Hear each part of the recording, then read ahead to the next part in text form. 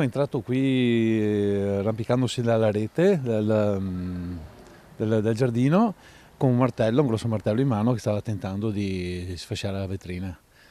Fortunatamente in quel momento alla frangente sono arrivato io. Ha sventato un furto e fatto arrestare il ladro che stava per entrare nel suo locale la mattina presto. È accaduto a Daniele Bigozzi, titolare dell'enoteca Bar Piper di via Castellana Zellarino, quando un giovane armato di martello ha tentato di sfondare la vetrata dell'ingresso posteriore del suo negozio, ma l'allarme ha avvisato Bigozzi, che è intervenuto prontamente. Lui è comunque fuggito. Io l'ho pedinato assieme a mio figlio Matteo, l'abbiamo pedinato lungo la Castellana chiamando le forze dell'ordine.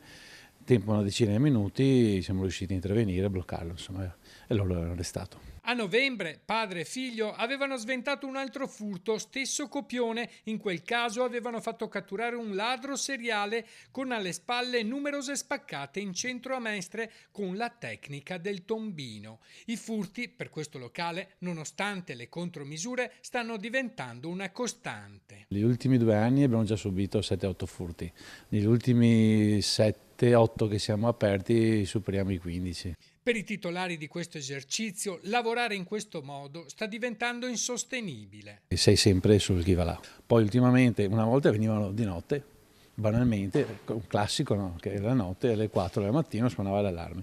Adesso quello precedente è venuto alle 6:30, questo è venuto alle 7:30 del mattino. La rabbia per Danilo e Matteo è tanta, le leggi andrebbero modificate, ci dicono. Non hanno paura, sanno che anche se li prendi il giorno dopo sono fuori di nuovo. Anche se viene arrestato, anche se viene portato in giudizio con direttissima, i giudici applicano la legge che prevede il fatto che deve essere scarcerato subito, a meno che non faccia reati particolarmente gravi. Cambiamo questa legge Cartabia.